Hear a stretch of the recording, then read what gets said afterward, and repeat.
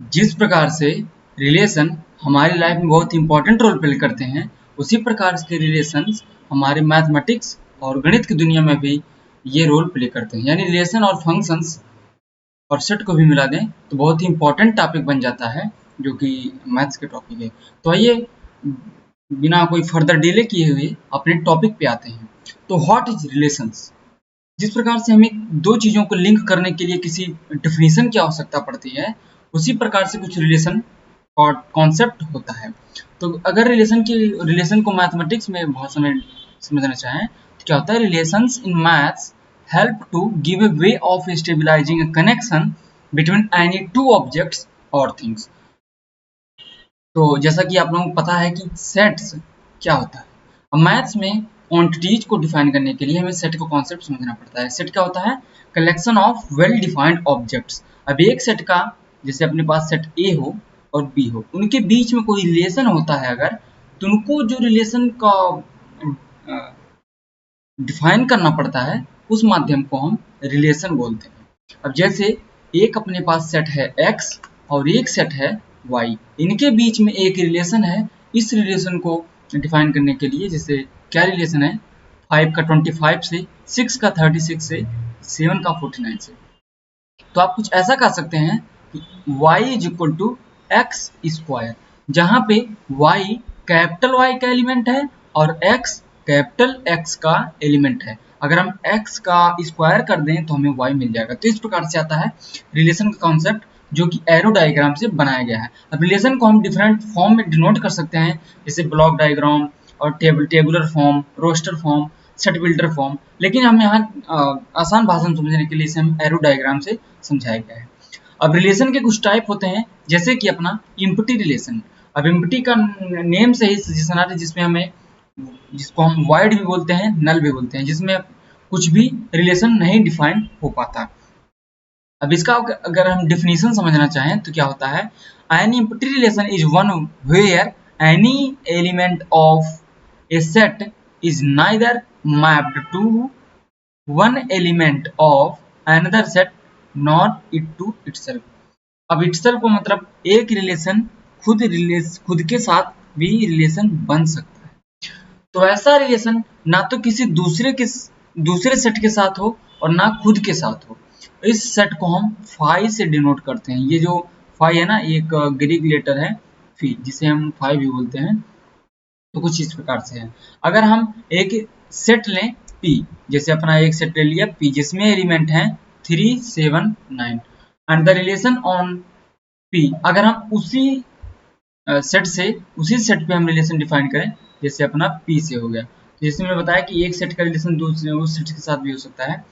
तो ऐसा ही कुछ है, जहाँ पे एक रिलेशन हमने डिफाइन किया R is equal to x plus y, where x plus y is equal to 76। अब यहाँ पे x और y p के एलिमेंट हैं, लेकिन आप देख ही सकते हैं कि x और y हम कुछ भी एलिमेंट ले लें, 3 ले लें, 7 ले लें, 3 ले लें, 9 ले लें, 7 ले लें, 9 ले लें, और उसका अगर हम सम करें तो 76 हमें कभी भी नहीं मिलेगा।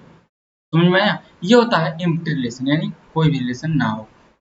अब यूनिवर्सल रिलेशन आप लोगों ने पढ़ा होगा यूनिवर्सल सेट के बारे में।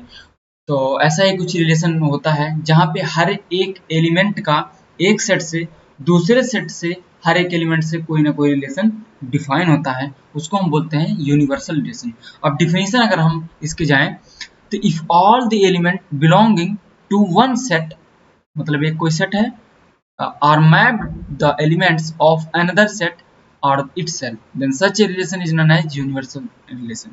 जैसे अगर हम एक रिलेशन लें ये, सॉरी एक सेट लें ये और एक सेट लें ये, एक्स वाई जेड, ठीक, और ए बी सी, इसमें भी उतने एलिमेंट हैं, इसमें भी उतने एलिमेंट हैं, और इनका रिलेशन, हर एक एलिमेंट का रिलेशन हर एक एलिमेंट से है। तो ये हो जाता है यूनिवर्सल रिलेशन। जैसे A is equal to 3, 7, 9 and B is equal to 12, 8, 20 and R is equal to X, Y where X is less than Y। ये जो दिख रहा है ना, यही एक्चुअल में रिलेशन है। और ये सब तो बाकी अपना सेट हो जाता है और ये लिखने की सब चीजें हो जाती हैं। तो यहाँ पे अगर हम X कोई भी एलिमेंट ले लें A का, तो हर B के एलिमेंट से छोटा होगा। ये होता है। अब कुछ इंपॉर्टेंट टाइप आ जाते हैं रिलेशन के, जैसे रिफ्लेक्सिव रिलेशन। अब रिफ्लेक्सिव रिलेशन क्या होता है, that if all the elements map to themselves, मतलब कोई सेट है यार, अपने पास कोई सेट है ए और कोई सेट है बी, अब यहाँ पे ए और बी इक्वल होंगे, तो हम बी ना लिख करके यहाँ पे हम सेम ही लिखेंगे, ठीक।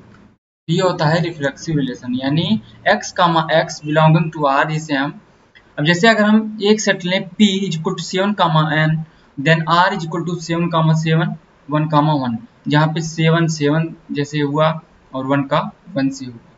इस प्रकार से p क्रॉस p अगर हम करें, अब रिलेशन क्या होता है, Cartesian product of two sets, जहाँ पे दोनों सेट सेम ही हैं, तो ये आता है अपनी कुछ इस प्रकार से।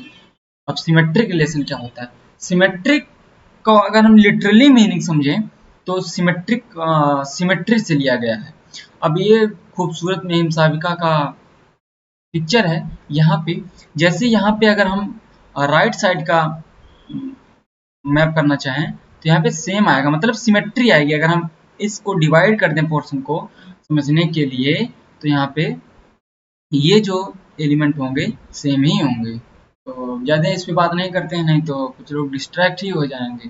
तो मैथमेटिक्स की भाषा में क्या होगा, a relation is said to be symmetric if it contains ordered pair a comma b as reverse b comma a, मतलब जिसमें ए कॉमा बी भी हो और बी कॉमा ए भी हो। अरे यार कंफ्यूज कहाँ हो रहे हो भाई, अब ए कॉमा बी ना लेकर के आप बी कॉमा ए ले लो यार, अरे सॉरी 3,4 ले लो, जैसे एक सेट है 3,4, ठीक, और हमने रिलेशन डिफाइन किया 3,4 4,3, मतलब उसमें ए कामा बी भी हो बी कामा ए भी हो। तो इस प्रकार से ये जो रिलेशन डिफाइन हो रहा है ये हो जाता है सिमेट्रिक रिलेशन, मतलब सिमेट्री हर यूनिवर्स में कहीं ना कहीं सिमेट्री एग्जिस्ट करती है, तो इसको सिम्बलाइज करने के लिए हमें सिमेट्रिक रिलेशन का कॉन्सेप्ट आता है। और ट्रांजिटिव रिलेशन, ट्रांजिटिव रिलेशन यानी राम श्याम और कोई और ले लो यार, राम श्याम और चंदन ले लो, चंदन थोड़ा नए टाइप का पड़ जाता है, बट मान लो राम चंदन का भाई है, चंदन श्याम का भाई है, तो राम किसका भाई हुआ, श्याम का भाई हुआ, है ना। तो वैसे ही suppose x comma y belonging to r and y comma z belonging to r, then r is transitive relation if and only if x comma z belongs to r। यहाँ पे r हमने एक रिलेशन डिफाइन किया, जहाँ पे x comma y belonging to r, y comma, वैसे ही ये होता है ट्रांजिटिव रिलेशन। और उसके बाद आता है एक बहुत इंपॉर्टेंट रिलेशन, जैसे ह्यूमन होने के लिए हमें कुछ ना कुछ प्रॉपर्टीज डिफाइन करनी पड़ती है, जिससे हमें चलना आना चाहिए, बोलना आना चाहिए, खाना आना चाहिए, हाथ पैर दो आँख कान नाक जीभ त्वचा, ये सब होते हैं, तो हमको इंसान बोला जाता है। उसी का कॉन्सेप्ट लेकर के रिलेशन, उस रिलेशन को हम इक्विवेलेंस रिलेशन बोलते हैं, कब, जब वो रिफ्लेक्सिविटी, सिमेट्रिसिटी एंड ट्रांजिटिविटी की प्रॉपर्टीज को फॉलो करता है। तो इक्विवेलेंस रिलेशन हमारे इस रिलेशन और मैथ्स की दुनिया में बहुत इंपॉर्टेंट टॉपिक है, इसे जाने हम किसी फर्दर वीडियो में। तो ये हो गया अपना रिलेशन का कुछ बेसिक कॉन्सेप्ट्स जो कि इंपॉर्टेंट है हमारे लिए जानना। वीडियो में बस इतना ही, मिलते हैं नेक्स्ट वीडियो में, तब तक के लिए पढ़ते रहिए और आगे बढ़ते रहिए। और कोई भी टॉपिक, कोई भी शब्द अगर ना समझ में आया हो तो कमेंट सेक्शन में जरूर बताइए, और कोई भी क्वेश्चन कमेंट सेक्शन में जरूर बताइए। वीडियो को शेयर कीजिए, लाइक कीजिए। Thank you.